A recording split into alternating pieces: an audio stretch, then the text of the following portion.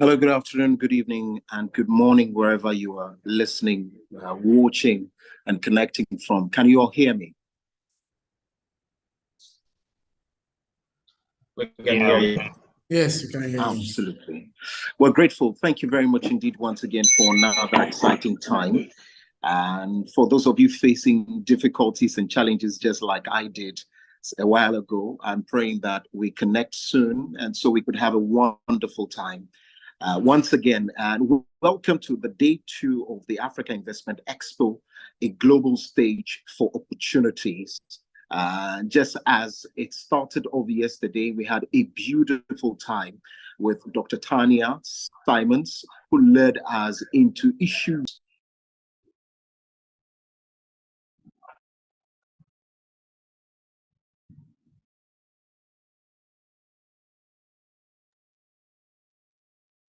Gogo, you are muted. Okay, righty. I hope you can hear me now. Very loud and clear. So today, as I was saying, the second day of the Africa Investment Expo is a global stage for opportunities. We have created a platform to help the investors and the idea of investment to be shared practically, so we can connect all of us on a global stage and forum to be able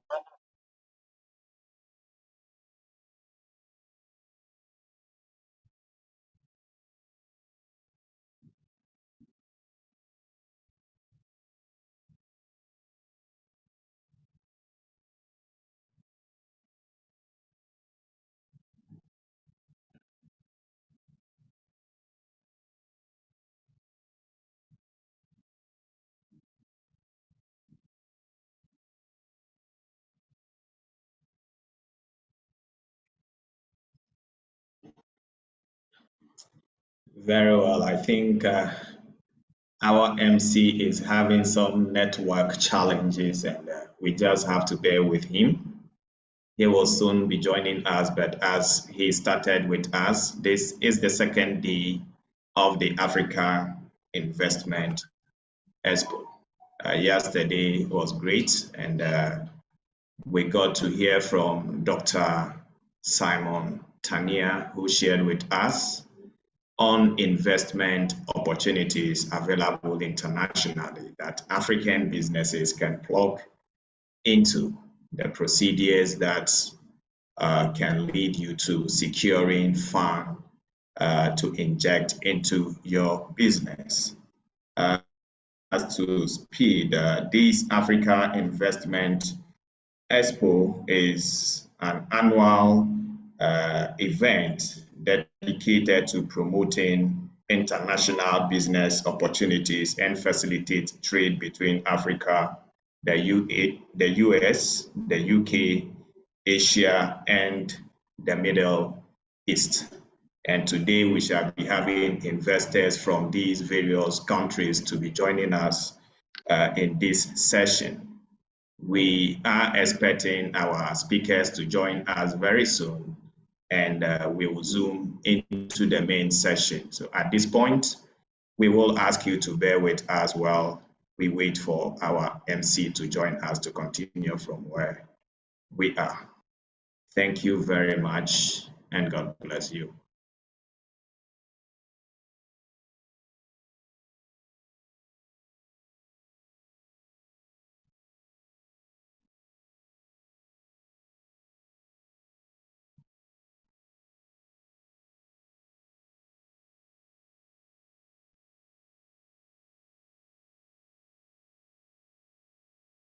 Again, today we will have the opportunity to listen to speakers like Chief Alhassan and Danny will be sharing with us today. And we will have Professor Philip Okolo, who will be joining us from Nigeria. And we have Dr. Werner, who is joining us from the United States of America. And these speakers will be sharing with us on the topic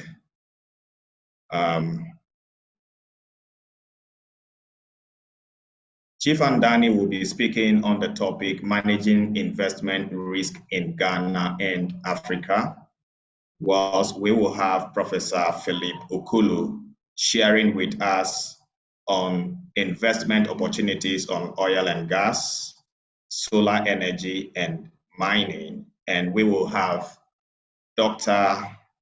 Werner Alstein sharing with us the experience of diasporas doing business in Africa. We all know the challenges that comes with the diaspora trying to do businesses in Africa. And tonight, this afternoon, Dr. Werner will be sharing that with us, and all the delegates that we have on the platform will also be able to make their input into that. So patiently we wait for our speaker to join us, whilst our MC also join us very soon. Thank you very much. Thank you.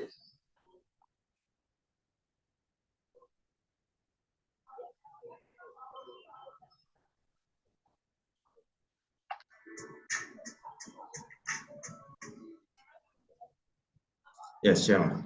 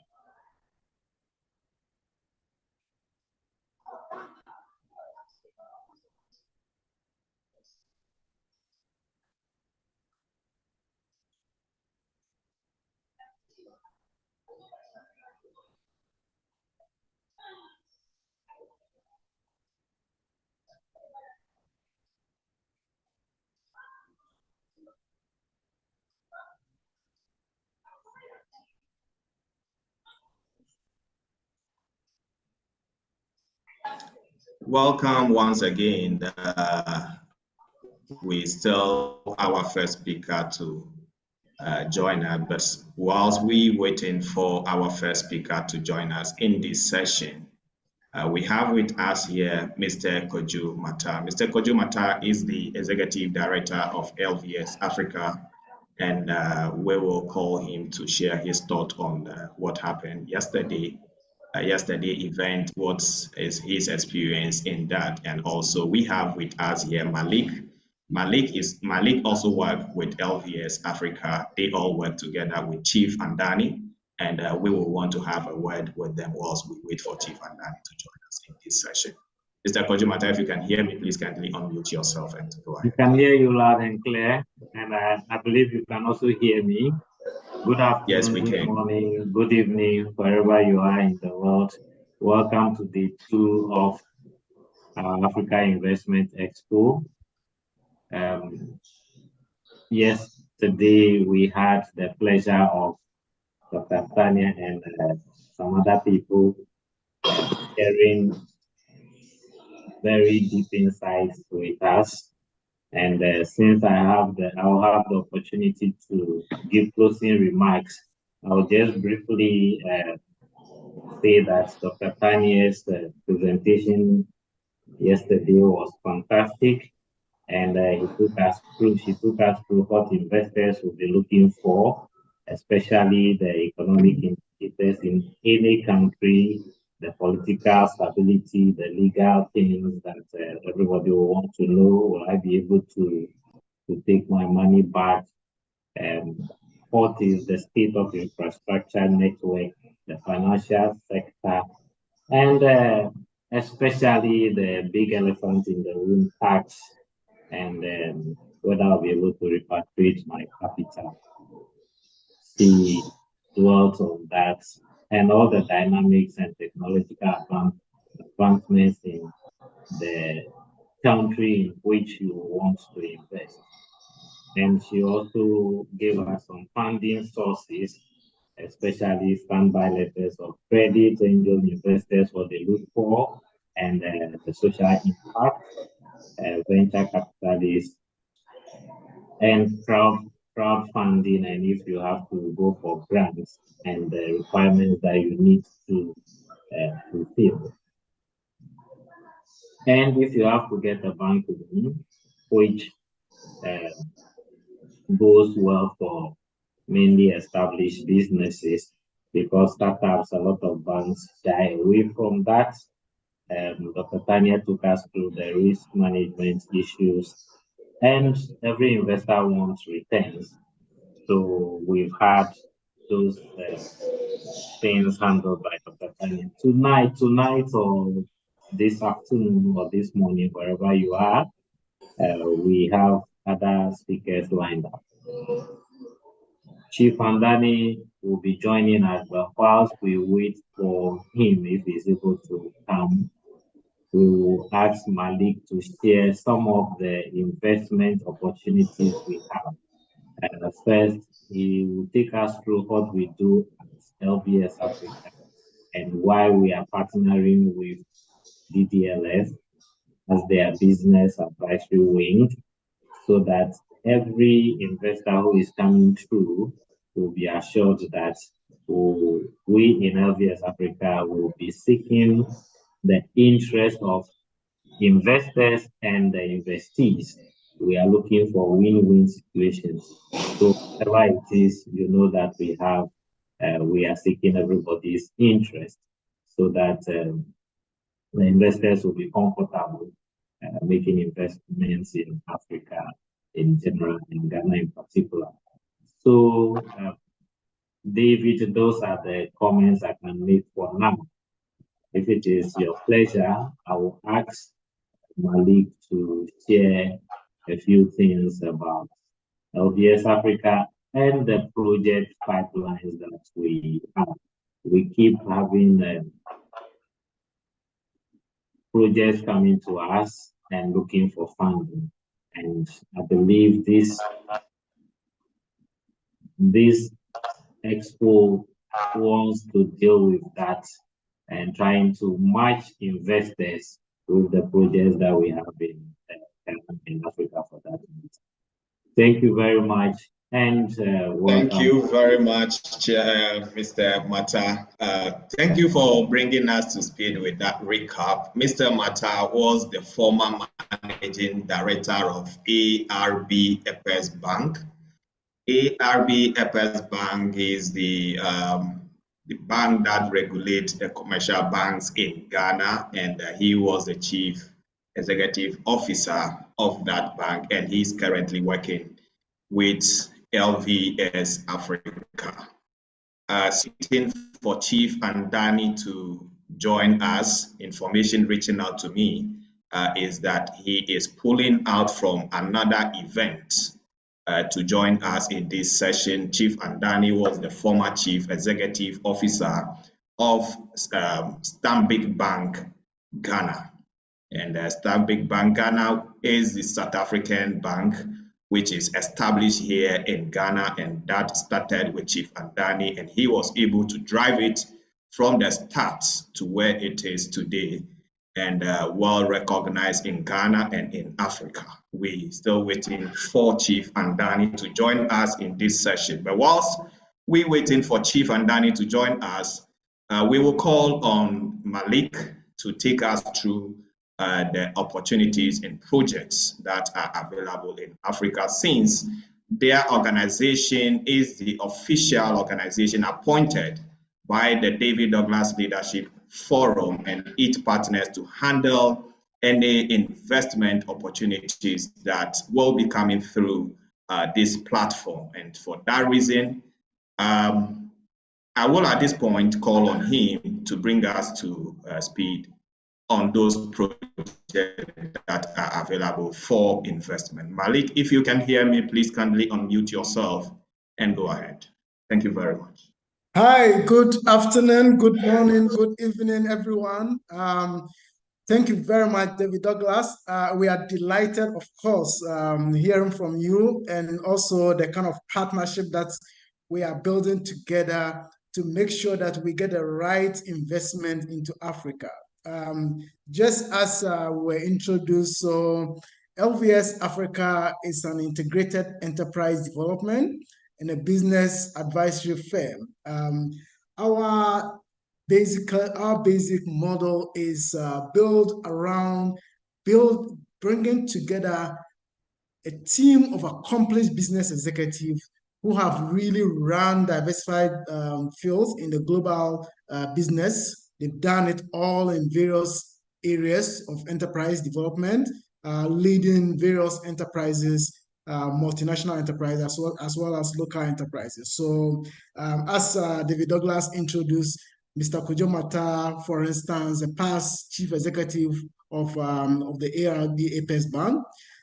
We have Chief Andani, who was also immediate past chief executive of Stanbic Bank, a member of the Stanbic Standard Group of South Africa. There are other senior partners at LVS Africa who have led other global enterprises across, like Andrew Okan and others. So our model basically is relying on this expertise and then pulling together the talents, the years of talent that they have to help us build sustainable enterprises, and also to help us basically align investment into the African region.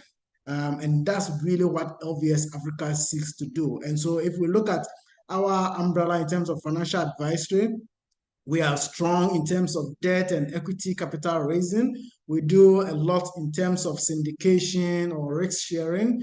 Of course, enterprise valuation, restructuring as well. And then we help enterprises going through insolvency as well. So today, I guess, as David introduced, we want to just share with you a brief on some of the opportunities that we are currently working on. And before I just say about the opportunities, let me just put it clear that, when we talk about investment opportunities in Africa, and especially in the last 2-3 years, if we talk about Africa, if we talk about West Africa, if we talk about Ghana, and people will talk about risk. That was the first thing that comes to mind. It's important to acknowledge that, yes, risk is so much important in relation to investment, but also important for us to look at and indicate clearly that risk assessment, assessing risks is always relative. It's always relative. It must be viewed from different perspectives. It must be viewed from different perspectives. There are various layers of risk in every situation. And investors or investment professionals must basically sieve through to see which particular layers are involved. From the investor perspective, if the investor is sitting somewhere outside of Africa, be looking at it will be an external party looking into the African region and looking at these are some of the risks that are there. But then someone sitting in here will be the internal, and we'll have to basically appreciate what the other party is also looking. So that investment risk assessment needs to be looked at in terms of two broader perspectives, the internal perspective and the external perspective. The most important thing that I want to emphasize is that so LVS Africa, by presenting investment opportunities, we put ourselves in terms of the external investor, external party, to look at how they basically look at the residual risk. We have to really look at the residual risk that the external party or the investor is actually viewing in terms of how they look at investment opportunities in Africa. And just going through the various layers, it is important to indicate that, of course, we do have a supranational in terms of, if you take Africa, we have the economic community of our West African state, we have the African Union, and at the national level, we do have the country. So there's an African risk, there's a country risk, and then when you come internally, there's an internal risk. Internal risk will be specific companies, specific enterprises. So if you take any of the multinationals that are operating in Nigeria or in Ghana or anywhere in Africa, if you are going to rate them, look at their risk level, an investor will probably rate them very, very, very high, right? And sometimes we have these multinationals and actually enterprises being rated high in terms of their perception. They are really good. Investors will see them and have a positive outlook to them, sometimes than even national bodies like governments. So we will basically looking at this aspect and say that some of the investment opportunities that we will be presenting immediately are being looked at from various risk angles. And for a lot of them, or almost all of them, we are looking at risks that are very, very, very minimal. If we look at it from the outside angle, a lot of the risks are essentially minimal. So for instance, we do have several projects in the energy sector that investors will be very, very much interested in looking at. There is a growing interest in renewable energy. And so we do have hybrid solar hydro renewable energy projects that we are working with. And these are basically private sector led, and they are also going to be private sector off-takers for some of these projects. So basically, by breaking it down, you will basically eliminate any potential risks that may actually affect the investor, because some of these energy projects, apart from the fact that they are private sector led, the off-takers are also multinational private sectors who will deal directly with the project promoter. So we do have a 65 megawatt renewable solar hybrid solar and hydro project somewhere in Ghana. A lot of work has been done on that. The land acquisition has been completed. The promoters have actually done a lot of pre-feasibility studies and have identified key private sector off-takers. So this project, for instance, requires about 80 to 90 million US dollars. to complete it, and it's showing really, really strong returns in terms of bringing net income of about 4.5 million on average in the next 10 years after completion. So there's a huge potential in the energy sector. We do also have some energy projects in terms of thermal and then solar that is promising very, very high. The demand for this renewable energy, in addition to thermal, is growing for the stability that some of the thermal just complement the solar project. So we do have a second thermal and solar project that will basically require between for the thermal will be about 550 million US dollars, and then the solar will comprise about $130 million. And these projects are basically going to have a significant impact in terms of impacting the private sector consumption of energy in Ghana. So that's about the energy sector project. We do also have a big energy sector project. Let me just add that one, which is a sort of a hub, a regional hub, to have one solid center where you can have a petroleum hub, which will have a refinery, which will have petrochemical plants, which will have storage for fuel and all of that. So there's a huge opportunity for investors to come in and build the initial infrastructure that will allow this particular hub to propel. And we are looking at between 500 million to about 1 billion US dollars. So these are some of the energy projects. I'll quickly go on to other sectors where we have significant projects. So we have significant interest coming in from the real estate sector. Currently, there's a very luxury residential villas that is being developed at the moment at the heart of Accra, very, very central area in Accra. And the promoters are basically seeking to develop this and then sell. There's a huge demand for this particular project in particular. One, because of the location in which it is, but also the style, just the finishing is just incredible. It's just massive. And the promoters are looking for about 45 million US dollars to complete it. It's supposed to be sold completely within 3 years with an internal rate of return of about 14%. If we look at this particular project, the promoters are actually on the ground building, and they just need the money to complete it. But the most important thing about this project is that there are already off-takers. People are very much interested, and they want to basically pick up these particular projects. They are buying them. A lot of them have actually made commitment, down payments to get their villas. So this is a great opportunity for investors who are interested in the real estate to speak with us and for us to deliberate more on that. There's also a hotel-style apartment which is being built around Akosombo, which is the Ghanaian modern, green, sustainable smart city. The investor requires about 1.2 million. The promoters require about $1.2 million from investors.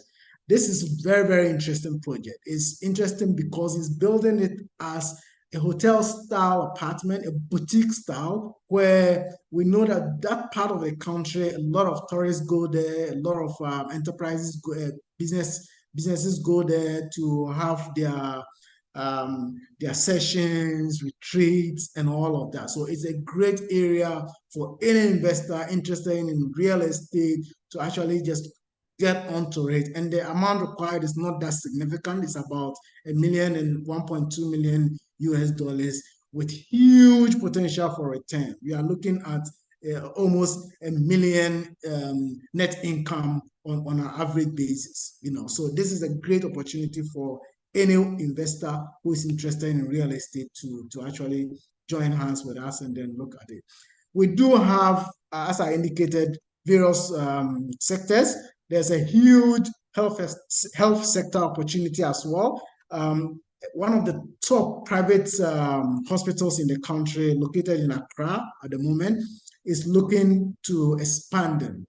And it's actually done a lot of expansion work already, but is looking to just buy some finishing stuff in terms of the electricals, the mechanical and the plumbing, and also get medical equipment in. This hospital is a top tier hospital. It's a top-notch private hospital. You know, that is seeking for about $15.8 million.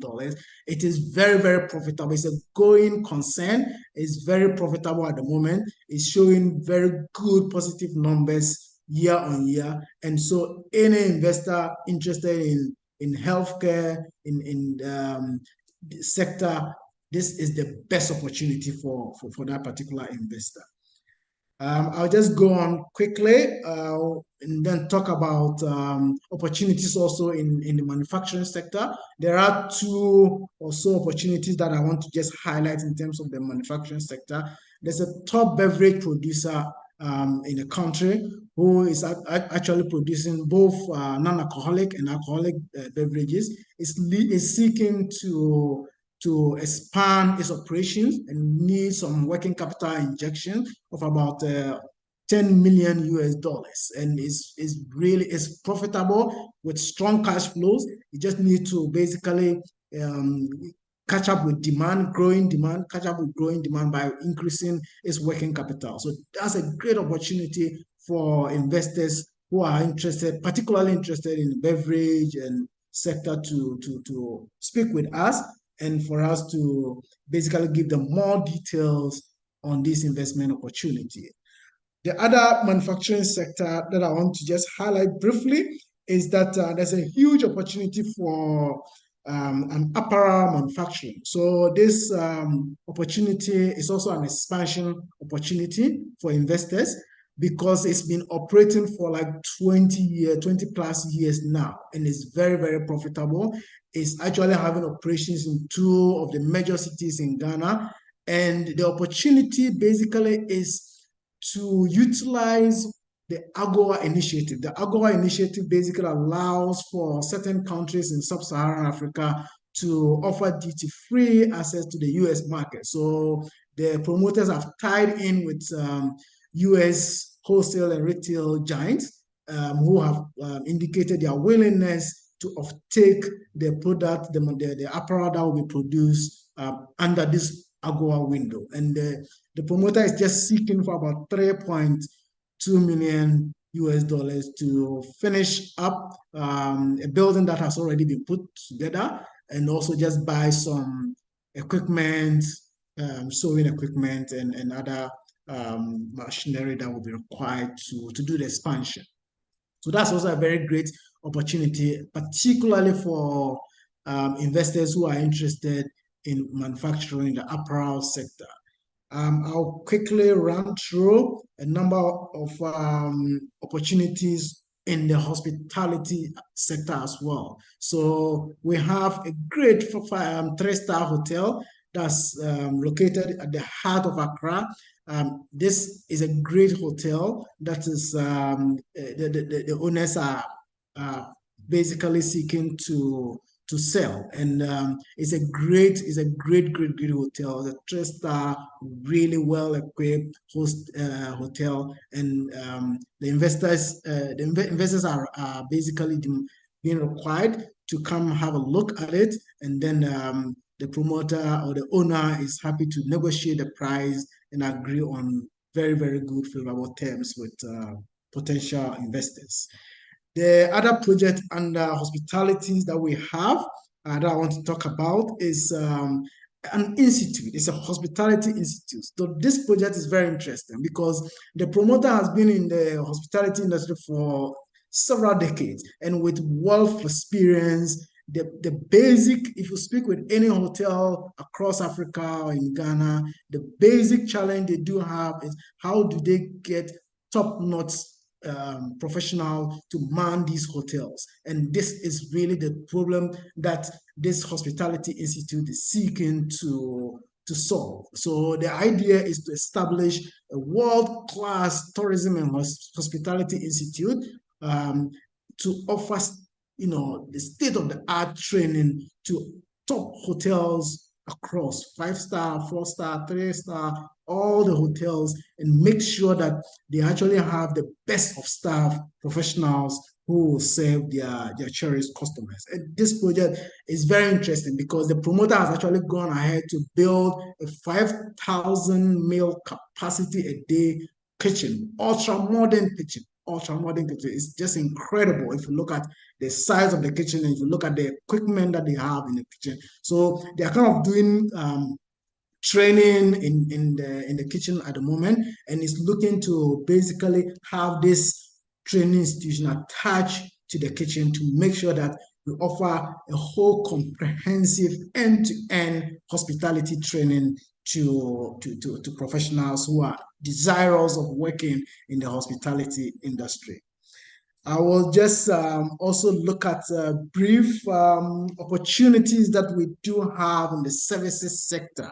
So in the services sector, of course, outdoor advertising is really great. It's one of the surest way that companies try to get their products onto the market and then to have top of mind awareness. There is an outdoor company that is outdoor advertising company that is basically looking to sell 50% equity stake to raise new capital. And that's a great opportunity as well. This is also a company that has long history of success.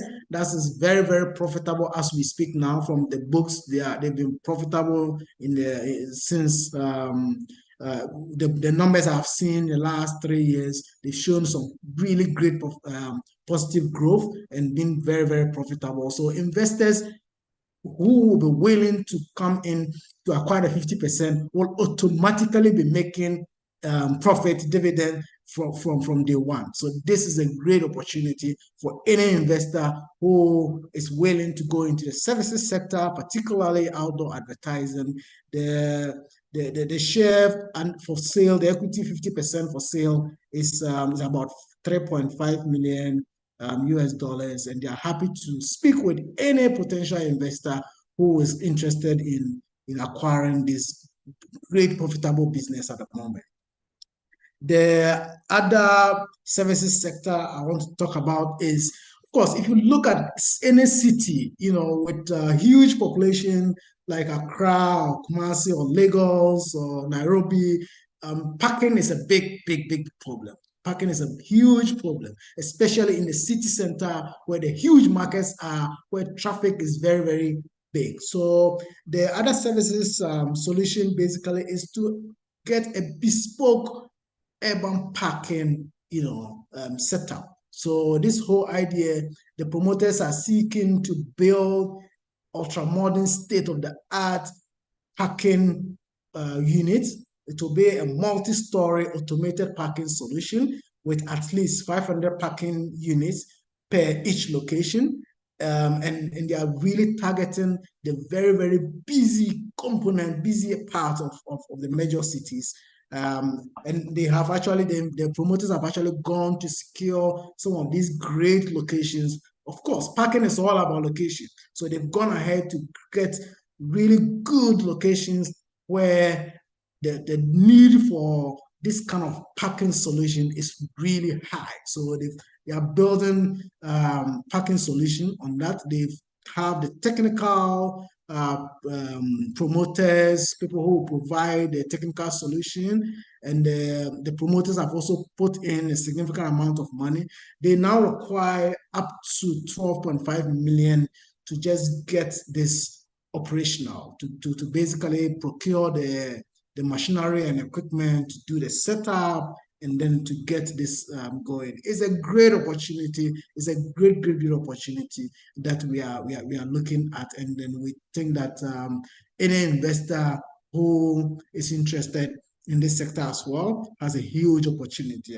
So I'll just end here, but the point I want to make clearly is that investment risks must be looked at in 2 ways.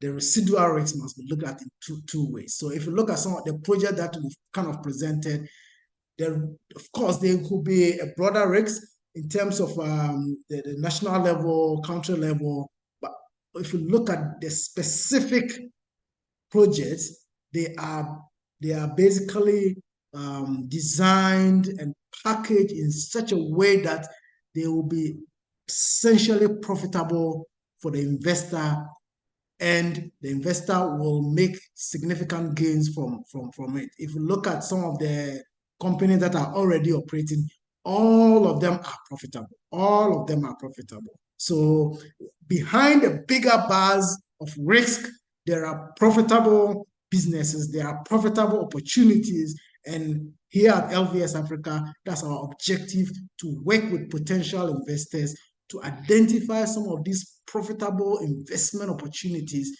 that really investors who are really seeking great opportunities can rely on. So I will end here, and if there are any questions or comments, we are happy to pick them. So thank you so much for giving us this opportunity to present some of the projects. Thank you, David.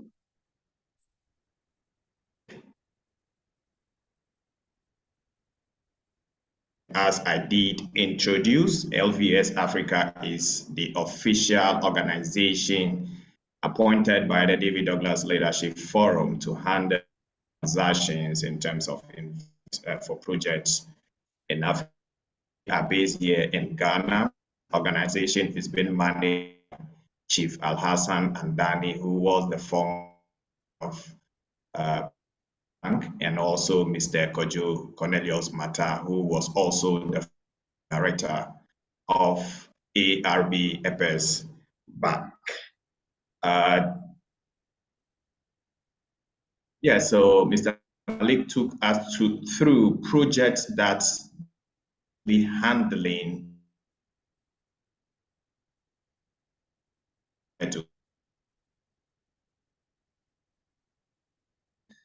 with investment opportunities that are in Nigeria. So Malik talked about investment opportunity, which is in the health sector. He talked about the renewable energy. He talked about REIT. He talked about manufacturing. He talked also about the sector. So these are great opportunities to anybody who is on listening to us and doing business in Africa, but not to know where really to put his business.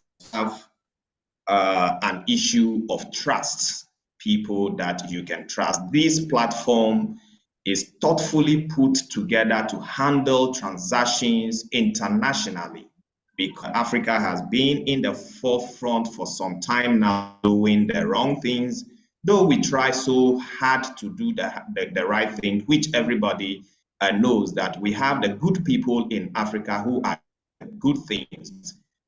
People get to hear about the wrong things. So we put this platform together to prove to the world that yes, we have the right people, people with integrity, people with good hearts, who can manage your fund and will not take your fund and you will not know their whereabouts and where to find them. And for you have your fingers burned and will go out there to say, Africans has taken my money and Africans are like this. So this platform has been set up to set up businesses, to handle businesses. And for that reason, we have people with integrity, with character, and with good conduct who are ready and willing to manage your fund. They have been in the financial sector, they have managed government funds, they have managed sector funds, and they have managed individual funds over the years, and they have the record to prove to what they have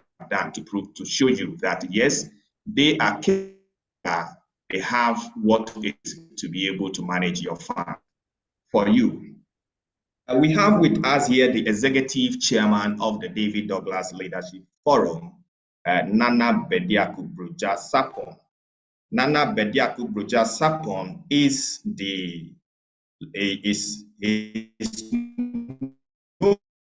known in his private life as Carl Broja Dishria and the executive chairman of the David Douglas Leadership Forum. He was an investment banker and currently the CEO of Bruja Resources Limited, an upstream and downstream oil and gas company. He is also the director of Legible Ink Consult Limited, a general printing company here in Ghana. Ladies and gentlemen, we'll be proceeding to the second session of these two days, and we have a lineup speakers for you for today. We're still waiting for Chief Andani. I am told he's still in the other program that he cannot pull out at this time. And reason we need to proceed to the second session of the program. We have with us a second speaker who will be speaking to us from the United States of America. We have here with us Werner Alston, who will be speaking to us about the experiences that our brothers and sisters in the diaspora who always has the interest. They always want to come back home. They always want to do Africa. They always want to connect. But sometimes when they come down, the challenges that they go through, their experiences, Dr. Werner is ready to share that with us. Ladies and gentlemen, welcome Dr. Werner Alston to speak to us on the subject, the diaspora's experience in doing business in Africa. Thank you very much. Thank you so much, David, and good morning, good evening, good afternoon to all of you that have joined us wherever you have joined from. I actually am traveling, so this is an interesting experience for me to set up some form of opportunity video to speak to you from where I am. And so David asked me if I would speak on some of my experiences as we have traveled back and forth into Ghana. I started traveling there just after COVID, and some of the protocols were still in place. And so that protocol brought with it its own challenges. But what I have really watched over the 3 or so years that I've been traveling several times a year there to Ghana are some of the challenges in terms of bureaucracy and just getting the right visas and getting the right permits and finding who is it that we're going to deal with. I call them boots on the ground. Having someone that is within that nation that understands the processes that can get you connected to whatever it is that you need to facilitate your interest. And I have found that to be my biggest challenge. It is challenging, and it becomes, at certain times, it absolutely becomes overwhelming.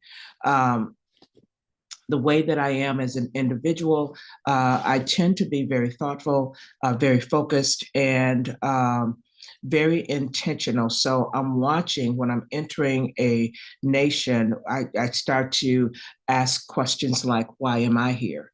And what is it where is the void that I am here to help to address? So going in and out of Ghana, that is always the foundation of my thinking, looking at what is it that I can speak to as an individual that is looking to be a part of something that is larger than myself. Yes, when we travel to Africa, it's a great sense of being home. It is a great sense of, our forefathers were taken from this continent, and some of us are finding our way home. When I come, I don't come as a tourist. I come as a solutionist, looking for ways that I can address some issues. My background is education. My doctorate studies are in education. I'm an entrepreneur, and several of the businesses that I have implemented even over the last 15 years or so, the focus has been education.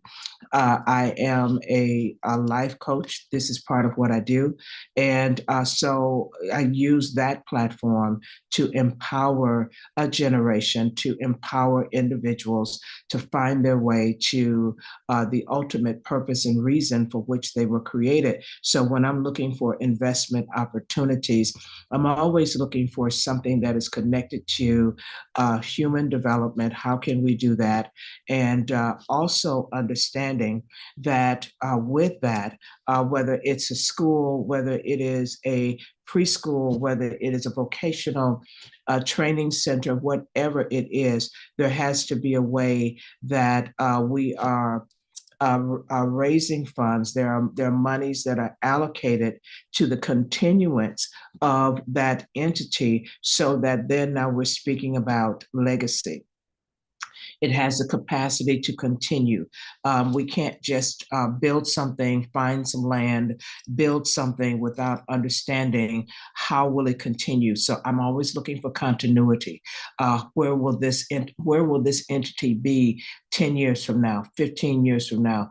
And it must have the capacity to survive me. And so then that means that you're looking for someone within that nation. You're looking for people that you can build a relationship with, that can become part of what you are doing. And you can trust that what should be done is what absolutely will be done. And those are some of the challenges that I have faced over just the past 3 years or so, finding just that right fit, finding that right community, and the right team of people that when I am back in the States for whatever that period of time is, that everything that we set in motion is exactly what happens. And that becomes very challenging. We're challenged in getting, like I said, visas. We're challenged in getting various permits. It is a challenge, and it starts to become overwhelming. Because for me, I actually will set a day or two just to address some of those issues. And by the time I'm there, a day or two, and I'm going to certain offices and thinking that something is going to be ready, that it's signed, it's ready for us to take with us, and only to find out it's not done yet. And so then you find that you have to come back again another day, and then another day, and it's not done yet. I was there last in March, and we went several times for certain permits, and several times, and even when I left, they still weren't done yet. This is a frustration. So I don't know. And there may be a solution that, because I am outside of the nation and not full in the infrastructure of the nation, there may be a very simple fix that I just am not aware of. But for me and others like me, how do we gain access to that type of information where maybe it's centralized in a database? How do we gain access to information that streamlines processes for us, where we are complying with what needs to happen, the types of permits and registrations and all of those things, where we are complying, but yet without all of the red tape, without all of the come back tomorrow and come back next week and come back next month? That's quite a bit to have to deal with. And just as a point of reference, it's because I'm a United States citizen. I know the system here.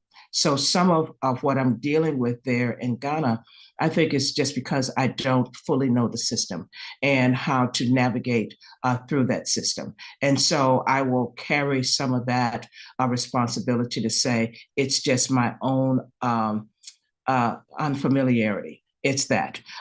In the States, I know for the most part, you make some phone calls. You may spend several hours making some phone calls, trying to get right to the core of where you need to be. What is it that I need? And where is this? And where is that? And you can find it. It's accessible. And you can actually move your business forward without very lengthy delays. And coming into Ghana, it just, again, this has been my challenge. What has sustained me is this way of my being in terms of intentionality, and having focus and knowing where I am to be and gaining understanding of what it is that I am to do. So I've done some projects there. And when I come back, there's some other things that I'm looking to initiate when I'm there. And again, to just find that way that myself, the people that I work with, that I connect to, that I'm saying, I think there are opportunities here. We just need to understand the bureaucracy that's there and how to navigate through that system, and so that we are not just spending unnecessary time in unnecessary places only to walk away with measures of frustration that are actually, I think, very preventable. So again, what could be the solution? And I am very ready to hear what that might be. Some things, like I said, perhaps I just don't know. And trying to navigate that system, I have other connections that are investing in other parts of Ghana, and they have encountered similar resistance within the framework of the nation. Just knowing how to find out what are the requirements to get that done, and not waste financial resources in the process. That becomes an issue too, if we're wasting financial resources that could have been utilized actually in other ways. So we do have commitments to the nation. I am in conversations with individuals that are looking toward the continent of Africa and wanting to know what is that process like for you? What have you experienced in going there, and what have you been able to accomplish in your time of going to the nation and then returning back to Africa? What have you noticed in your absence? How is what you're trying to implement or implementing, how is that being sustained? How is that continuing? These are very real questions and very real conversations that I'm having with people that certainly have capacity to come into a nation like Ghana and become a solutionist by way of investment and cultivation of human capital, human development, seeing how a generation is developing and finding their voice in this nation that actually is very, very young in terms of its population demographic. And so that is the core of what I feel like I want to share with you. And again, is there some database? Is there some way that we can how do we plug in? How do we get connected? How do we find those individuals that we can work with that will help us to move forward the way that we feel like we want to, and be productive there, not waste time, and certainly not waste financial resources that could have been used someplace else. Thank you so much.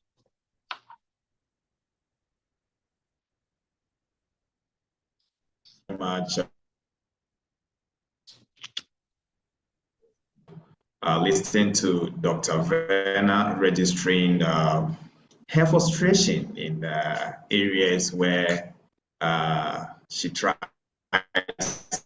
to do business here in Ghana and the challenges that she has been through in doing that. Dr. has been to Ghana times, and she tries to establish some businesses here in Ghana. That wasn't, I won't say 100% successful, but she has been able to do some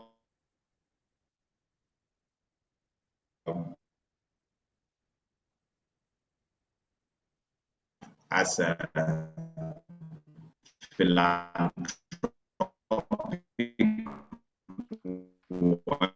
for Akatisa constituency, and that is a potable drinking water project that she supported some senior high schools with, and notable among them is the Laboni Senior High School, which we did potable drinking water project, and everybody can go there to verify the interest of doing business in Africa. And as she did indicated, she has a number of people who has interest of coming to her to invest. But these areas of frustration that she did mention are the things are going to be a frustration anymore. Why? Because the people are here which she can connect with, and the right people are here to support, and the right people platform to listen to her as she may have the interest to come back again to source out for areas of businesses that she may want to continue her businesses in. Ladies and gentlemen, we thank you. We know people have questions that they want to ask, if not questions, contributions to what has been shared so far.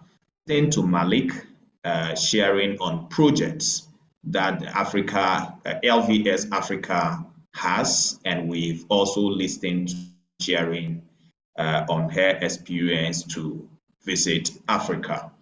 I will, at this the platform for question and answers. And after that, we will be zooming into the third session of the program, where we will be listening to Professor Philip Okolu, who will be talking to us in the area of investment opportunities in mining, oil and gas, and solar energy. We will receive Professor Philip Okolo from Nigeria, who will be doing that. But in the meantime, if you have any question that you want to ask Dr. Werner, if you have any question to ask Malik, if you have interest in any of the projects that they talk about, Kojo Mata is also here with us. We have our executive chairman here with us, and we have few other people that are here with us who will be ready and willing to answer. So I will at this time open the platform for questions and answers. Thank you very much.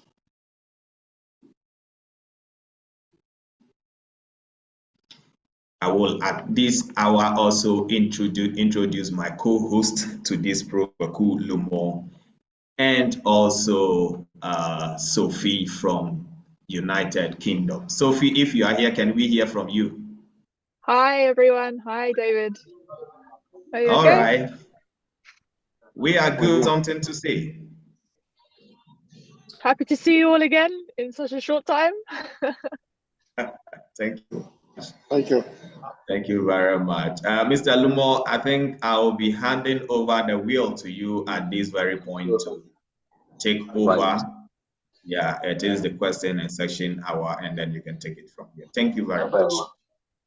Very well. If there are any questions or concerns or thoughts or submissions, all you have got to do is to just raise your hand in the reaction point, of course. But if you cannot do that as well, you can go straight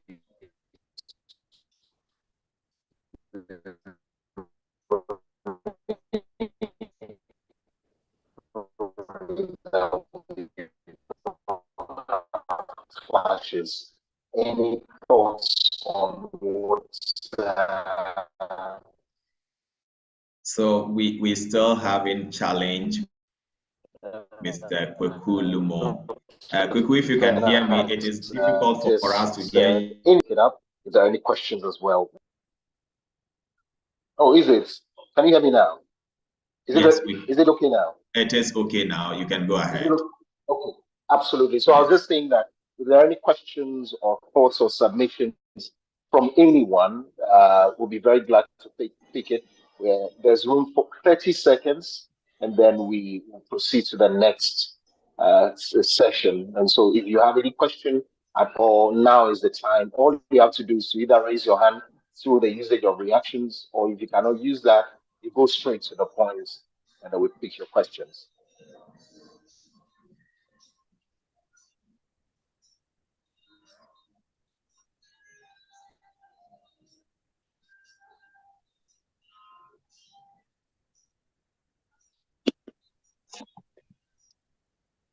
Good afternoon. Good afternoon. Morning. Good evening, according to where you are. Felicia Melewaja, and I represent Busy Plus Health Club. I'm privileged to be on this platform. I'm humble. I thank God for the opportunity to listen to all of you since yesterday. It's been a wonderful time, and we thank God for what He's using most of you to do in supporting humanity. I want to talk briefly on a project. I run an NGO called Busy Dose Africa, and it creates the platform for entrepreneurs growth, promotes women, children, and women development. So women, children, youth development, sorry. And we created a group called Busy Plus Health Club as a wing for the organization to promote health. So we have a group of plus size women like my size, and it's health related.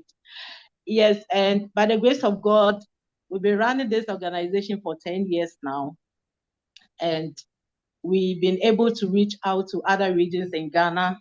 And by the grace of God, we have a branch in Nigeria as well. And it's been a struggle pulling resources together, organizing. The group is to empower women through entrepreneurship and seminars and all that. And it's been a very difficult one. But I thank God that by the grace of God, listening to most of you, your platform supports such as ours. So I believe that this forum has been a very productive one. And I thank David Douglas for leading this project, because some of us have been a blessing being part of it. Thank you all, and please enjoy the rest of the program. Thank you too very much, Madam Waja. We're grateful. We're indeed grateful. Well, having said that, I think we can zoom into something that's very, very crucial. For a lot of people, Africa would remain a place where we have, oil, we have gas, we have sun in abundance. But the point is, how do we utilize it? For a lot of people, there are a lot of countries they are being taken advantage of, or they are underutilizing it. Well, as investors, we can look beyond these challenges and connect with the opportunities that are in these sectors, the mining, oil and gas, and of course, solar energy. And so that is why we want to get into contact with a man who is a fellow at the Strategic Institute for Natural Resources and Human Development.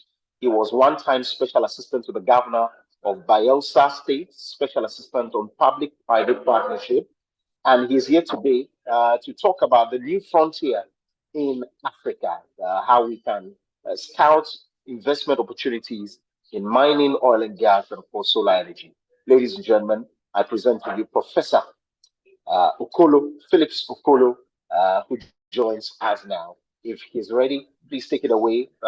Let's hear you talk to us. We're excited about this particular one. Welcome, sir. Thank you very much. If you can hear me. Hello, can you all hear me? Yes, loud and clear. Can you all hear me? Okay. We can hear you. First, I want to extend my greetings and felicitations to Douglas and all of you who are hooked on to this program. The topic I'm to speak on today has to do with investment opportunities in mining, oil and gas, and solar energy, particularly in Africa. Now, Africa has quite enormous resources. Hello, can you hear me? Yeah. Can you hear me? Yes, we can hear you, sir. Great. Africa generally has quite enormous resources, apart from even oil and gas. For example, in Ghana, you can find gold and several other mineral resources. In Nigeria, and so also in several other parts of Africa. But I think for today, this discussion is going to be centered around Africa, we agree, but then I will particularize it to Nigeria and Ghana specifically in the sectors that we have so described. But for the purpose of this lecture, there is an outline for the presentation. I think you can go to the next slide if you can pull it out. The outline, as stated, apart from the introduction, we look at conceptual framework. That is to say that we want to be able to understand the various concepts that are therein for this examination, considered for examination today, or to discuss about today. Now, when you move on from there, I will take us to an overview of the entire lecture, and that will move from that point. We will then move on to the next stage, wherein we will then begin to discuss the issues around investment opportunities, or potentials in the mining and solar energy areas, particularly. And also within that context, we look at the solar energy potentials, and also, for example, not only the fact that we will discuss solar energy in Africa, particularly we will look at it from the context of Ghana and Nigeria. What are the potentials there in these two countries in the West African sub-region? Then we'll move on to the next topic, which has to do with investment climate in Africa. Okay, and more particularly in Nigeria and Ghana. And then you may want to ask, why is the lecture so particular about Nigeria and Ghana? I will get into that when we move into the main work. Now, the next point will then be companies that are already having some critical investments in this sector in Nigeria and in Ghana, and generally in Africa. Beyond that, we will then move on to the investment opportunities, specifically in Africa, particularly in Ghana and Nigeria. Then why do you need to then invest in these sectors in Nigeria and Ghana, and more broadly in Africa? Then I will then conclude and make some specific recommendations. So I take you through the introduction. By way of introduction, Africa's energy sector is actually a great potential. And that is why you can see several companies that are already here. In Nigeria, for example, you have several other companies that are already having some stake. But beyond that, beyond the oil sector that they are invested in, we want to look at what other areas that are actually, open and readily is the gas sector within the oil subsector or the broad oil frame is an area wherein there are potentialities in investors coming into this area. Then, of course, in the solar energy area, of course, Africa has a vast array of sun. How can't we then, because of course, renewable, because someone else has already presented a paper who essentially has already captured what is happening in Ghana. Okay. Now, what has happened in Ghana, seriously, in terms of the investment potentials that my colleague has already spoken about, I may not need to bore you with what he has already stated, but the essential point is that the two sectors, or two or three sectors that we have chosen for discussion requires enormous array of opportunities. And because it requires enormous array of opportunities, and it is essentially an area of interest that people, companies, and of course investors are already discussing. For example, in Bayelsa, where oil was found first in commercial quantities in Nigeria, you could say that from that 1956 to date, what are the secondary investment activities that are going on? And we believe that as at now, there are a lot more areas that are open for people to come in. And what are those areas, for example, in terms of rural electrification, in terms of renewable energy, in terms of, because of course oil is drying up. So as a matter of fact, please go on to the next, the slide before this one. Go on to the slide before this one so that I can make certain clarification. Yes. Now, in the energy sector, as I discussed, as I said before, you readily find companies like Shell, companies like Total Health, companies like Chevron, Mobil, and so on and so forth are around already. But beyond what they are doing, because oil is drying up. So, and that is where we require a lot more investment in solar energy. And we need investors that can come around African area, because of course the sun is just very free, and therefore we could tap it to actually provide energy to supply industries, energy to supply homes. Because as a matter of fact, in spite of the enormous oil and gas that are there in Africa, and particularly in Nigeria, the energy for use in industry and household is quite insufficient. And therefore, there is an array of opportunity therein, and there is a population, there's a human population that can actually, as a matter of fact,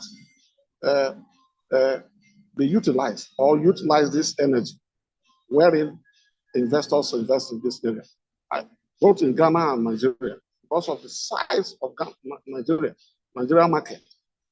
No investment opportunity that people will move in, but will not. After all, even if you, for example, invest in only production of, let's assume, okay, to produce small item like table water, you could see that the population is readily enough to be able to then enable you have a breakthrough. But again, there are other, my colleague had already spoken about the risk.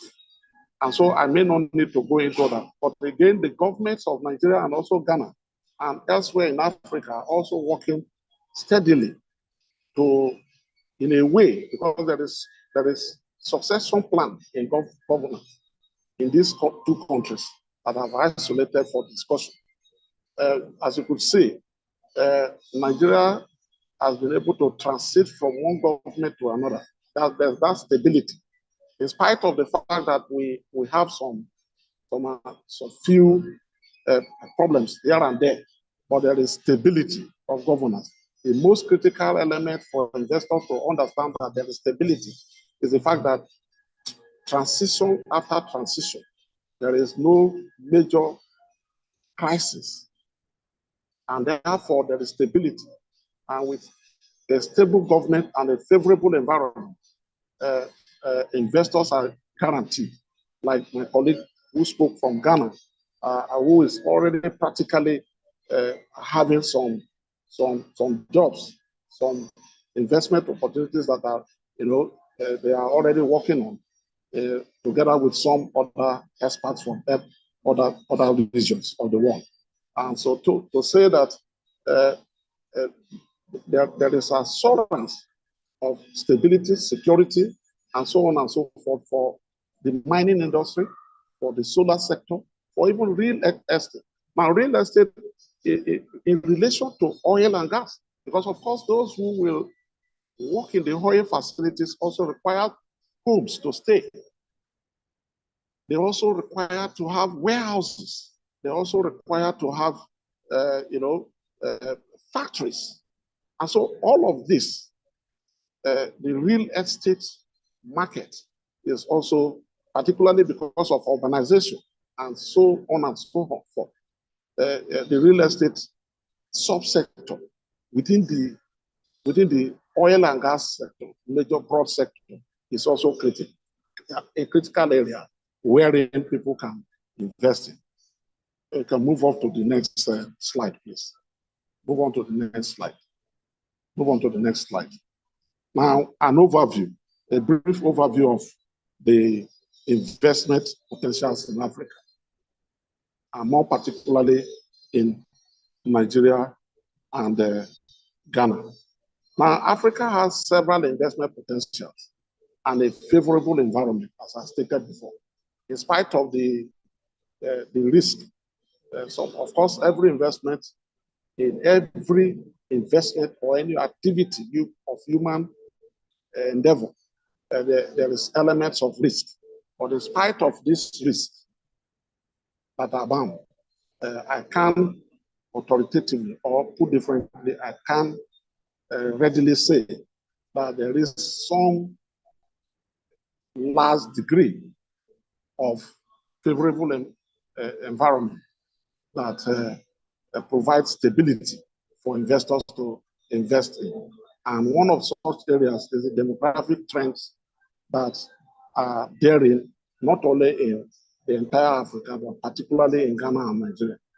And the next issue is about urbanization and the real estate development that I have talked about before. And of course, the growing economy and emerging markets. So you know, there is African free trade zone already across Ghana and up to this area. So these are opportunities. There are enormous opportunities around this area. Free market, but within the African subsector, we move from one end to the other freely. And then, of course, as a matter of fact, abundant natural resources in Ghana and in Nigeria and elsewhere, whether in Libya and so on and so forth. Then, of course, more particularly in terms of oil reserves, particularly because this discussion is centered around oil and gas, more specifically. And the reserves that we have is a region that will not readily dry up within a short span. But before the oil will dry up, we require enormous investment. For example, Ghana just oil was just found in Ghana just quite recently, and that is to say that even in Nigeria, for example, oil has just been struck around the Benue basin, and of course, in large commercial quantities. This means that we agree oil is dried up, but as a matter of fact, before it will dry up, like the president of my country stated casually, okay, but again, when you extract it, it is actually the truth.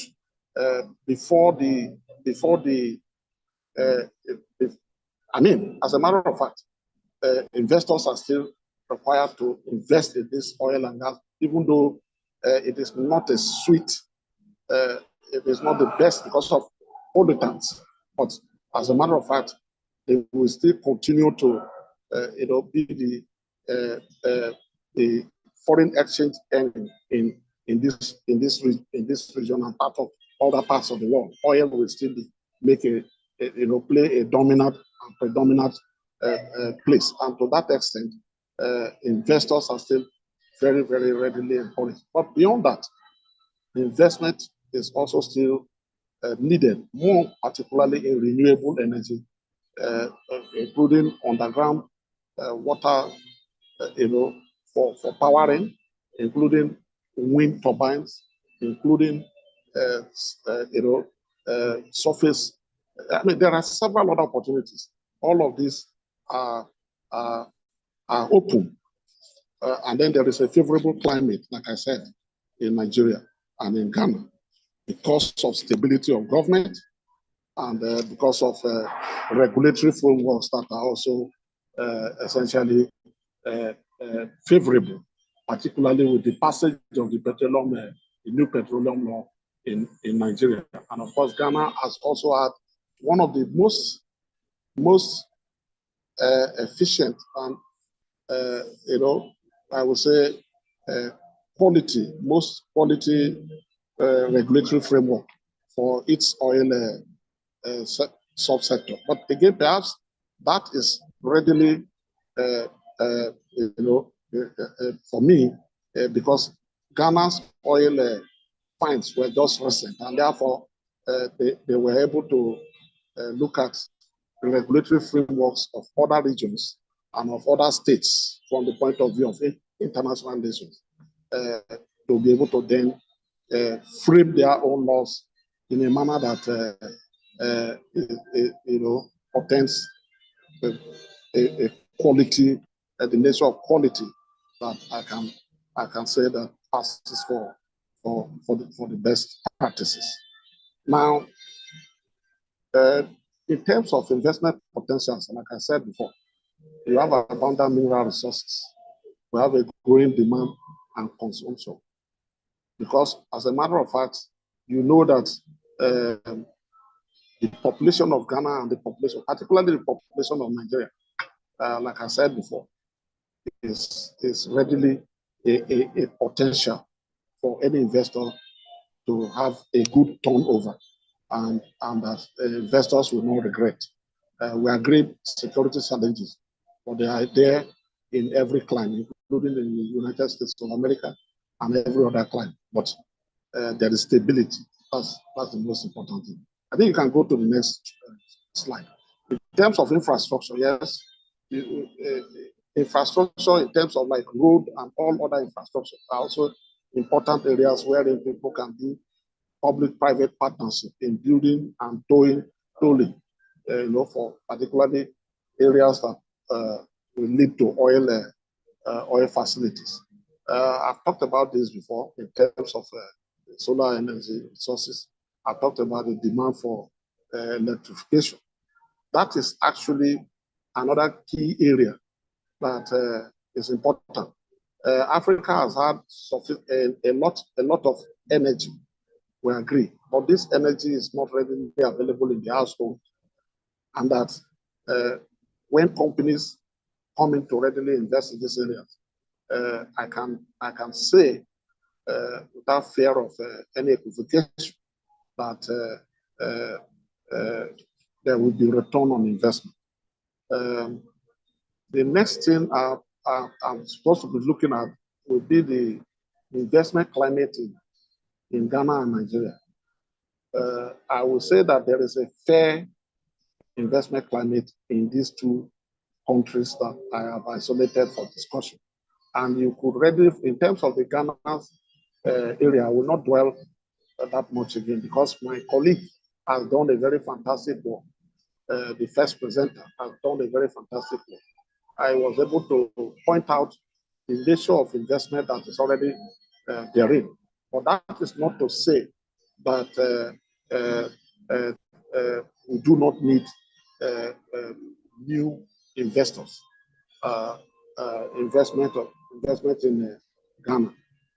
We sincerely crave for more investors to come in because those ones that are already in Ghana are already making their own breakthroughs, but then we also still need more. The competition, when there is when there are more, the merrier. So we need more in that area. I think I talked about regulatory frameworks. Regulatory frameworks in Nigeria, for example, the new Petroleum Act, was passed just about a year ago, and I can tell you that it is one good law that can actually bring about a good and quality business environment. However, it is not here to rule, but I would say that it is also always work in progress. As of now, that law is good enough. It takes care of investors' concerns. It takes care of even the community's demands, particularly where these oil resources are located. So we believe that investors can make some inroad in these areas. Now, what about good government initiatives? Yes, for example, in Nigeria, you have heard. I believe that you've heard of what we call a presidential amnesty. That was a good initiative that was passed. Was proclaimed by the former president, late President Umaru Yar'Adua, because there was volatility in the area in terms of in the oil producing regions, particularly around Bayelsa, where I come from, and of course in River State, the Niger Delta put different. But with that presidential amnesty that was offered to the militants, so to say. But again, to the local people, they look at those people who we, in academics and elsewhere, describe as militants to mean freedom fighters. Okay? In other words, they believe that they are heroes, and to that extent, they were fighting for their own demand. And again, readily they could say, yes, it's as a result of what they were doing. For example, that the Nigerian government, for example, offered their son in President Jonathan, offered the opportunity for him to become the president, vice president, and then went on to have become the president of the country. That is one perspective. But as a matter of fact, I could say that initiative, presidential amnesty program, itself is one clear demonstration of a good initiative. But beyond that, the conditions that actually precludes the amnesty probably may not have been entirely obliterated. But again, there is a situation where I can say there's relative peace in the Niger Delta. And to that extent, production levels have also gone on. That was initially actually the intention of the amnesty program. And I think it has actually succeeded largely in terms of the production levels. Again, the question may be asked whether as Nigeria, for example, is able to meet with the OPEC OPEC offered percentages in terms of production. That again is a big question. But I think that in terms of stability of the area, the region is stable. Because the region is stable, production levels are actually soaring. And as they are soaring, I believe that we will get to that level. And I think the question may also be asked, a number of multinationals were moving out, okay, or divesting, okay? But as readily, some of these multinationals that are divested are also making new inroads, okay? And they are also investing. And that means that there is a great market potential for even oil itself. And to that extent, more investment is still readily needed, both in Ghana and Nigeria. And I think that between when oil was found in Ghana up to now, production levels have gone on. Again, the other question we will ask, or investors usually ask, is that to what extent are, or not necessarily investors, because investors are interested in return on their investment. But if there is stability and production levels go up, then return on investment will also be guaranteed. And to that extent, I believe that as it currently is in Nigeria and in Africa, in Ghana, the oil subsector is readily offering a great space for more people to come in. I talked about Total Energies. I talked about ExxonMobil. I talked about Chevron. I talked about the big elephant in the house, particularly in terms of Nigeria. That is Shell Petroleum Development Company, Nigeria Limited. I think these companies are, in spite of the fact that they may have divested upstream or whatever downstream operations, I think largely they are still investing, and that means that newer companies can also take on. But then again, you know that in this oil industry, you have the upstream, you have the midstream, and of course the downstream. In all of these sectors, transportation is there, and so on and so forth. You know, so it's a huge market. Now, but let's move away from the oil market, oil to the solar energy sector. I want to believe that investment opportunities in Africa and Nigeria specifically, in terms of the upstream, in terms of the midstream, and in terms of the downstream. One of the areas in the upstream that requires serious investment is problems that people sometimes look at is licensing. Because of the new regulatory frameworks, I believe that conducting licensing, you can. My sister talked about how she had encountered problems coming into Ghana and going out of Ghana intermittently, or that she was trying to invest and then having to have a lot of bottlenecks. Yes, these red tapes are always there. People have always said, you know, this has become a huge problem. Okay, and those bottlenecks, wherein it will not allow you to do your investment have a guaranteed steady inflows. We agree. But in spite of all of that, I think governments in Africa generally have also readily come to understand the basic problem that are facing them. And to that extent, I can say that there is an improvement in the licensing processes. There is an improvement in taxation. There's an or taxing. There is an improvement in all frontiers.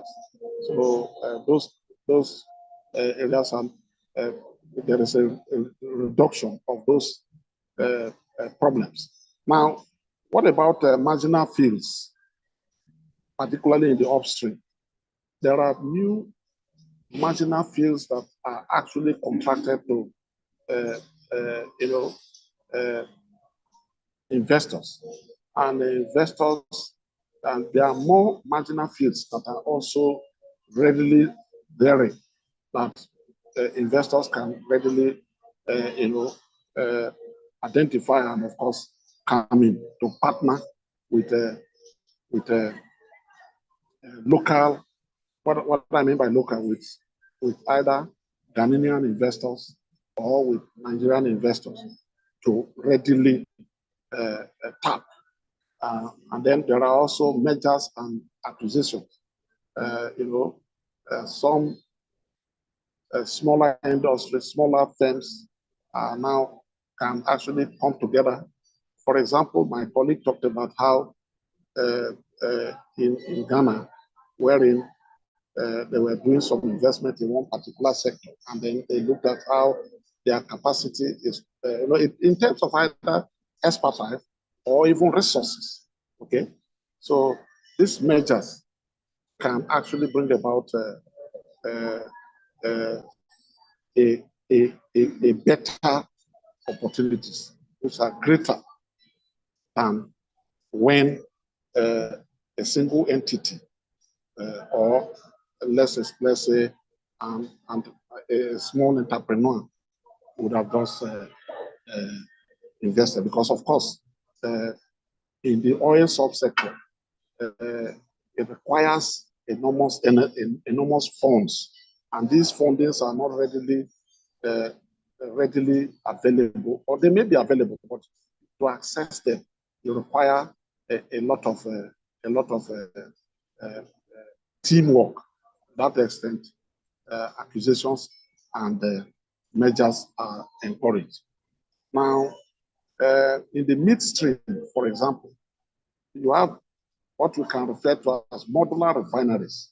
Again, here in Nigeria, you see that currently the moment the incumbent president came on board, even though it wasn't really an issue that was created by him, because of course the outgoing government had already, there was no budgetary provision for fuel subsidy, PMS subsidy, put differently. There was no budgetary provision from June when he had taken over in May. And so, as a matter of fact, it wasn't readily his making. But again, the moment he pronounced that the fuel subsidy is gone, people took advantage. That's okay. But here is why modular refineries can be encouraged. And modular refineries can actually reduce even the crude. What I mean by the crude, not in terms of crude oil now, but the way and manner the young persons, or put differently, people illegally tap into the oil pipelines, to begin to, take what they say, okay, is in the pipeline. There's a common saying in Nigeria that people say, okay, when they say, where is the road? They say the road is in the pipeline. Where is, what of school infrastructure? They say it's in the pipeline. And so the people then woke up sometime to begin to see They want to know what exactly is there in the pipeline. And so they went, a number of them perhaps, one way or the other, vandalize these pipelines and to see what actually was therein. But the result of it is that they illegally now refine this product. But rather than allowing that, wanting to obliterate that is modular refineries. Now, if you do modular refineries, it will then mean that production will be done, okay, refining will be done locally, and it will meet, for example, local demands, and it will also largely reduce the potentialities of people wanting to actually, illegally tap this oil pipelines to do what I refer to as the crude form of refining the petroleum. So that is a ready market that is readily available. I agree some licensing were made for certain investors, but to a large extent, those who have been licensed probably may not have been the right persons. And so these modular refineries that were, entrepreneurs that were licensed have not really made significant impact in terms of investment. But I think that in my thinking, from my studies, I discovered that they are more of paper. What I mean by paper is the fact that they may be portfolio investors. But I think going further, I would want to suggest that modular refineries, in the real sense of it, is an area that is actually available, option that is readily available to would-be investors. And we readily say that both in Ghana and Nigeria, investors, their investment in that area will be guaranteed. And lastly, return on the investment is also assured. Now, going further, what about LNGs, mini ones? It's possible. Liquefied natural gas is an area that is actually a new area, because after all, if we're able to get liquefied natural gas or gas to even power our energy, our industries, and to even our homes, rather than flaring it up there, it's a ready market that is available for both in Ghana and in Nigeria and the rest of Africa, including Libya and the rest of it. Let me go over to the downstream energy area. I want to say that I think that LPGs are actually very, very important. And there is a ready market out there, even with the Russia-Ukraine war. Energy supply is becoming problematic elsewhere.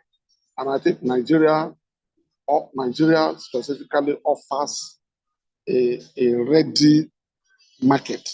And Ghana too has the potentials for that untapped market. Now, why do we need to invest in Africa or in African countries like Nigeria and Ghana? I want to say that there is actually the need for investors to come and invest in Ghana and in Nigeria, and also in the African countries, particularly in the sectors that we have talked about. And one of the key reasons why Africa offers a ready marketplace is the fact that, as I said before, there is stability of government, and because there is stability in terms of succession, both in Ghana and Nigeria, I think it readily provides a space therein for people to invest in. Then within that context,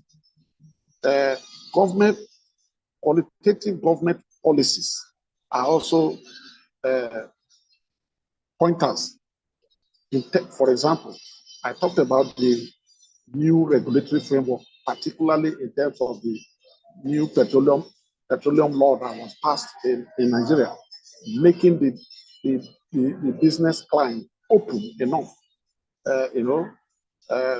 rather than those, to cut some of these bottlenecks or put differently these red tapes that my sister talked about.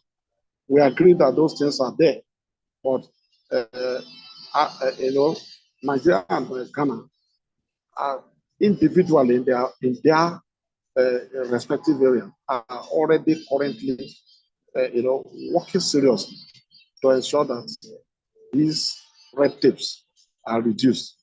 A question may be asked that are we sure that investors can easily repatriate, for example, their profits?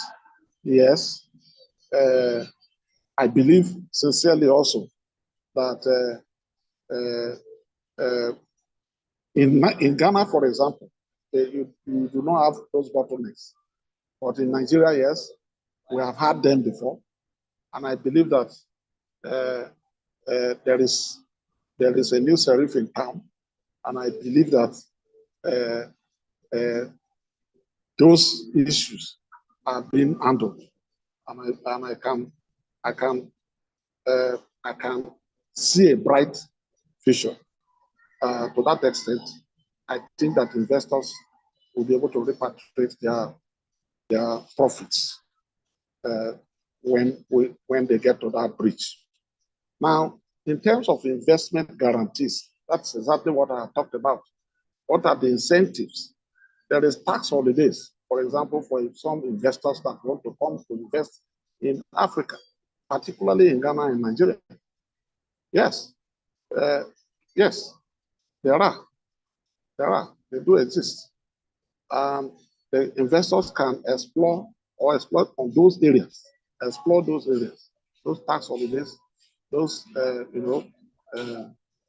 waivers that are given, particularly when you are bringing in huge funds to invest that will provide, labor. Provide what I mean by labor in terms of providing job opportunities and expanding the frontiers of a guaranteed and assured progress that will lead to sustainability of development efforts in the African region, and more particularly for Ghana and Nigeria. Let me now conclude. When you get the full paper, I believe that I have done a good, in my estimation, I've done a good work therein in the main paper. By way of concluding remarks and recommendation, I want to say that this discussion has apparently, perhaps clearly also demonstrated that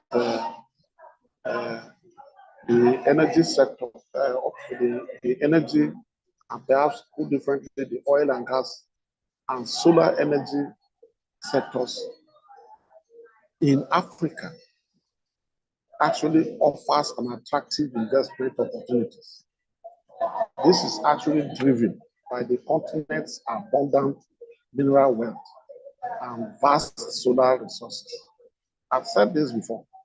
Africa, apart from oil and gas, has, after all, even historically, has had or has contributed significantly, even before the pre-industrial era, particularly when you talk about even our able men from Africa that were either captured or that were deliberately sold off who have gone to the West.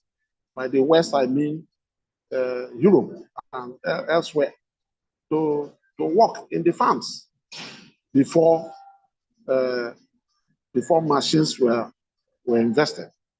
Okay, invented or different. Our able men, and even now, for example, voluntarily, our best of brains say migrate, and they are making waves, even as our able men have actually done before now. So Africa actually have great opportunities, and these opportunities are bound in Ghana and in Nigeria. The new area are particularly solar energy. Okay, even though there is enormous oil and gas, solar to power not only industries but also to provide rural community electrification and all, even urban settlements. There is, if you go to most of the big cities, like in Kumasi and all, even in Lagos or Abuja or Port Harcourt, you will find that in the roofs of so many private persons, you will see solar panels. But beyond that type of energy, solar energy can also be done in a more commercial way. Wind turbine, there's a lot of wind that can be captured. There is also underground water, energy that can also be tapped, and these are readily available in Africa. With Africa's robust new regulatory frameworks, like I talked about before, in terms of the Nigeria and even the Ghanaian oil laws as it currently is, it offers best opportunities for multinationals that are interested in investing in these sectors, in this area. And I can tell you that the investment is guaranteed. The investors have a guaranteed return. And more so, they will then also be contributing to solving the global problem of development, and in a way, achieving some parts of the sustainable development goals. By providing job opportunities, by providing water, by providing several other things that can come with the investment. Finally, I recommend that investors can maximize the various opportunities in Africa, particularly in Nigeria and in Ghana. I think that Africa offers, and Africa could continually, as it has done before, in pre-industrial times,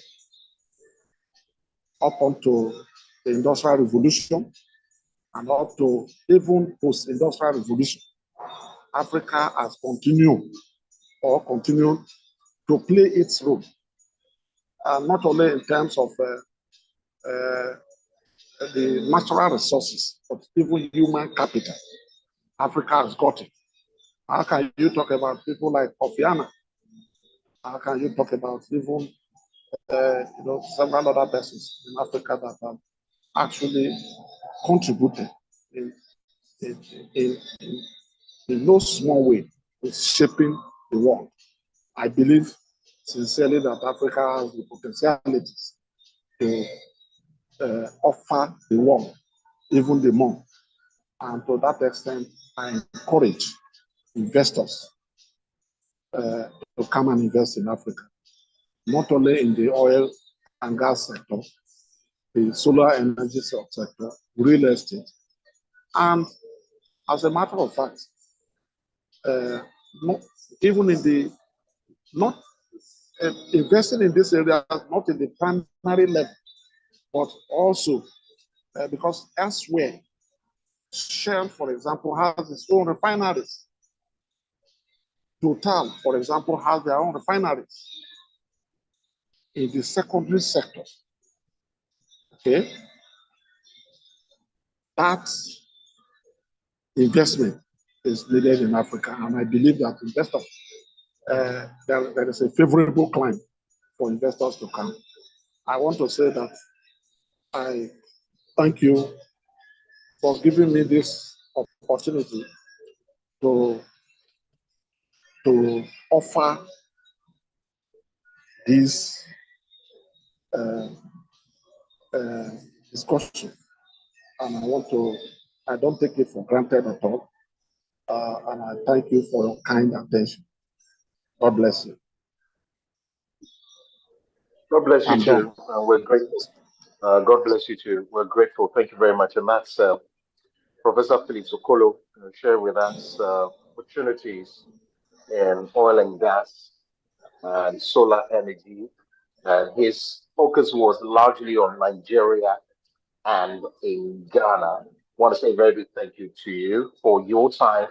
But most importantly, even before I ask my first question and allow for other people, or other guests of ours to ask, is as much as I am a firm believer of hope and belief, I think the bottlenecks that have been shared by an investor such as, or a stakeholder such as Dr. Werner Alson must be taken seriously in terms of, yes, there are regulatory structures, but within that structure is the bottleneck, the frustration that it brings.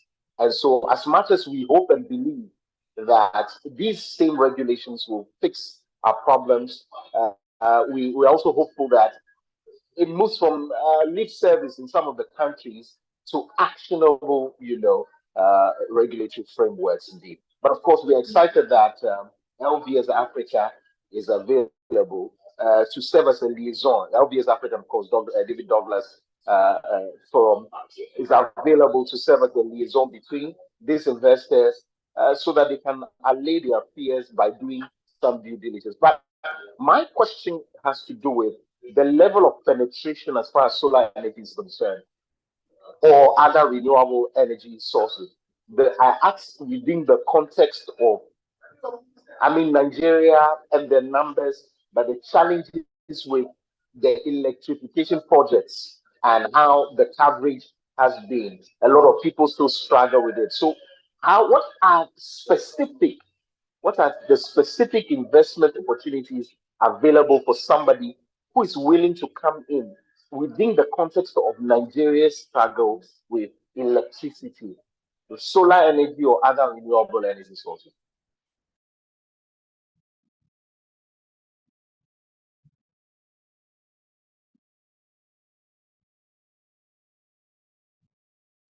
Mr. Phillips, if you can unmute, we'll be glad.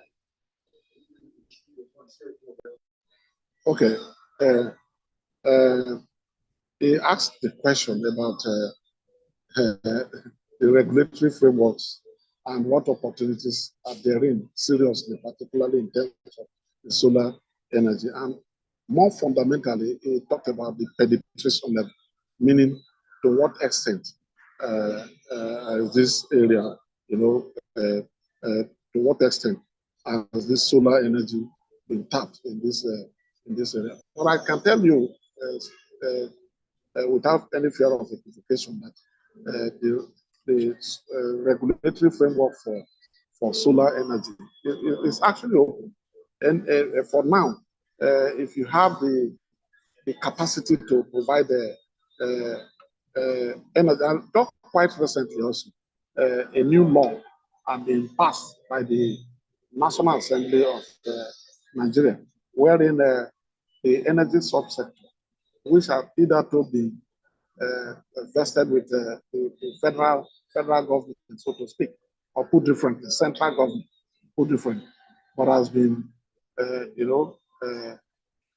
has been, for me, it has been opened up to the extent that even the states and what we can equate as regions in Ghana can actually also go into it. That is to say that even private individuals can also go into it.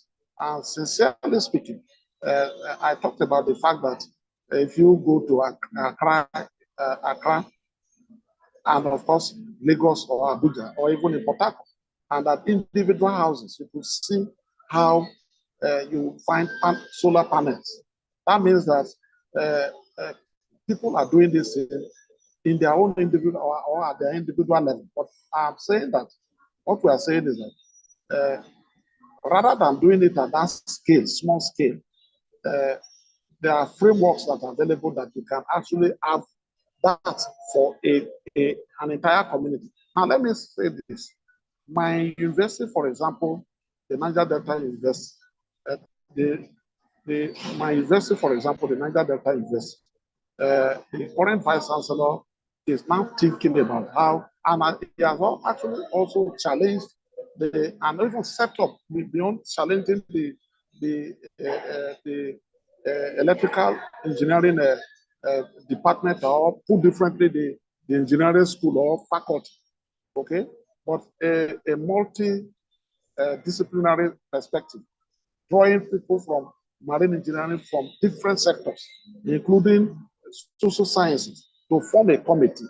And he had challenged them, for example, within a time frame, to come up with a solution wherein the university should be able to power itself. Okay?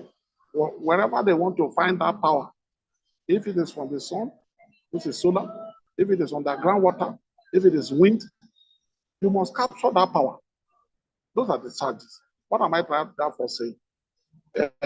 We should go beyond the few individuals that have they have small resources to contract people, who experts to come and do solar energy or solar electrification in their respective homes. Okay, we should go beyond that to a wider perspective, wherein a capacity, people who have the capacity, like you, perhaps, who have the contacts with those who now have that capacity. For example, there's a ready market. I've just told you that my vice chancellor challenged the electrical engineering department and also set up a committee. If there are already investors that are willing to actually partner with such a people, we can provide the link to the Douglas Foundation. And they should be able to they should be able to get ready investors who are ready to come and invest in that direction. And you will readily have, if there is a stable energy in the university, for example, there is guarantee of investment, a return on investment. Return on investment. So that can also happen in a community, in a rural community. That can happen in a whole local government. That can happen in a whole state. So there is ready market. And once we are able to do that, that penetration level will also expand. That is, I believe, if I have handled your question to the best. Of course, yeah. Thank you. Of course, yeah. We're grateful. Thank you very much. Are there any other questions for Professor Okolo, or submissions or thoughts on what he has just shared with us? If you have, you can raise your hand by using the reaction buttons, or you can just go off. Use the button. So the floor is open now. Let's hear your thoughts, your submissions, your comments as well. You're now welcome. In about some 30 seconds.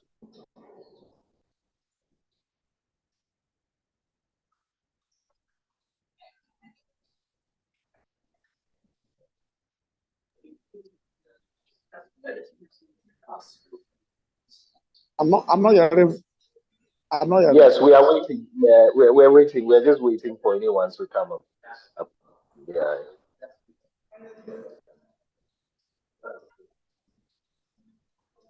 Okay, so I guess there are no questions at this moment, we can call it a day. It's been a very good one as well. We're truly excited that we are opening ourselves up to not only the challenges, but I mean prospects. We are seeing prospects, and there are gains indeed. And so once we start off on this note, I'm sure by tomorrow, which is of course our last day, we'll find very, very, very good grounds on how to start off with major investments that are about to come. But of course, before we take leave of you and do the announcement, let me take final words from Mr. David Douglas, who's standing by. Mr. David Douglas, if you can hear me, let's pick your final words and then we do some quick announcements and then we could call it a day for today's session.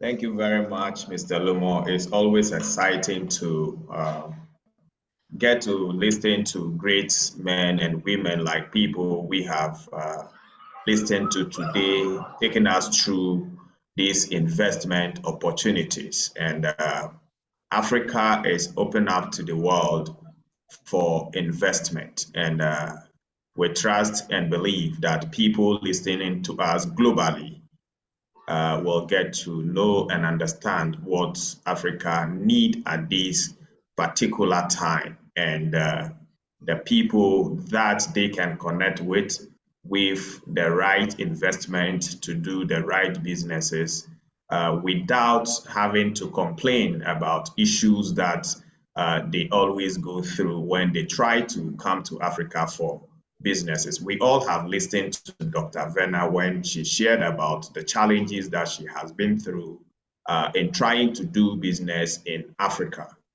And that is the reason why this platform is available to all investors who will want to avoid those challenges that one will go through if you want to do business in Africa. So we are here, we are open, our contacts are there to anybody who has interest in these areas and will want to connect with us. Today has been another great day. This is an addition to what was presented yesterday, and we're looking forward to tomorrow to listen to the rest of the speakers. I want to acknowledge or appreciate my sister, Jackie. Jackie, I don't know if you have something to share because I know you were here with us yesterday and today I can see you. Do you have something to tell us? Or maybe tell us where you're connecting from and a little bit about your business. Well, I'm so grateful to be here. My sister Ogugwa works with your team and she's been sharing. And I have been facilitating projects, and I've seen that this is very, very good because you're open, you want to collaborate, and so that we can have results, because we need to have Africa grow. We cannot continue to have us in this state, hundreds of years, and we're still this way when we're very intelligent. And also, most of this is how to engage people to come down. And I've been inspired. I have a bunch of people that I'm supposed to liaise with, but I need to convince them that we should come down and do, invest in Africa. And last year, there were a couple of things that we came across. I just wanted to see if they will be addressed, on, how to move money in, what's allowed, the government in Ghana, regulations. And so if they address, that will be fine. I don't want to jump ahead. I just want to hear everything. But I am really grateful for this opportunity. And, it's a teamwork that makes things happen. And I think it's my sister Ogugwa that works with Mr. Danny. Thank you, sir, for getting her on board with your team. She always said, look, there's a Harvard business law that says that relationship is really what makes things happen. And because when she wanted to help them to work on a cancer project and that they couldn't move forward on, she contacted Mr. Danny, and that they said he knew everyone or something like that. And one phone call, they have the project going. So all the bottlenecks and this is just one relationship. Someone's parent, there is a relationship we need to leverage on to move forward. So I am looking forward to more information and more interaction. Thank you so much for letting me talk. My business is called Elegant Finishes Consulting. I live in the US, and yeah, thank you, sir. Thank you very much. So we thank everybody. We hope tomorrow we will all together here once again. Tomorrow we will be finishing up with real estate and opportunities in the agricultural sector. You have been to Ghana before? You mean me? Douglas, no, I mean Jackie.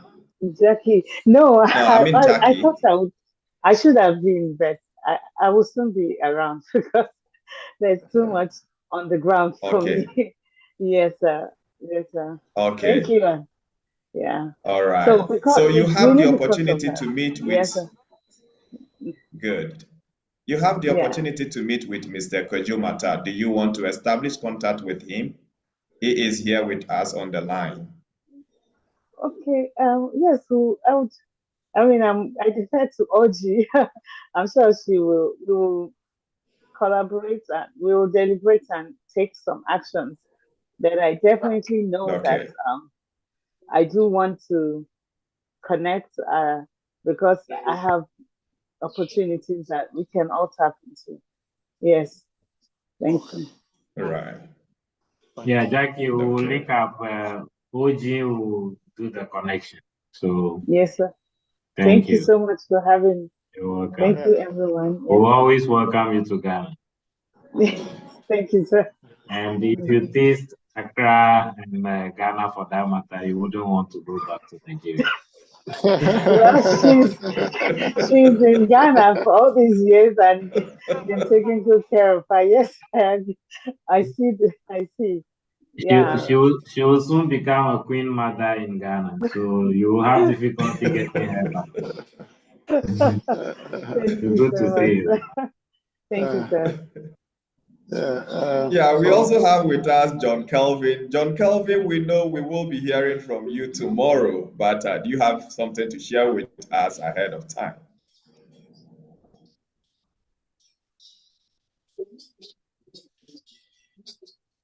Good day, Mr. David.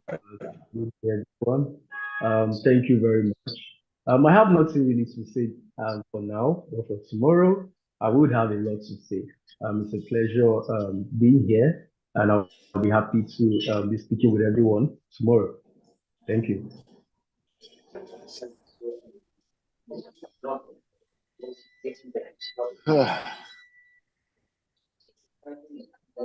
Okay. It's been a good time, and we're grateful to all of you. Tomorrow, just as David stated, investment opportunities in real estate and tourism sector. John Kelvin Onyekachi will be on to lead us through. There will also be investment opportunities in agriculture, will be led by Mr. Francis Osei, who is a consultant in that area. Then also, Mr. Kwejumata will be giving us the closing remarks, and you need to expect all of that. And so it's been a great time. Thank you very much. Same time tomorrow, we'll gather here. One thing we know is that after this conference, our lives will never be the same because synergies will be formed, new energies, and of course, we'll have some of ourselves rejuvenated and ready for a lot of business on the African continent and beyond. We're grateful. Thank you very much indeed. We'll see you tomorrow. Bye. Thank you. God bless you. Thank you very much. Thank you, sir. Thank you very much. Enjoy the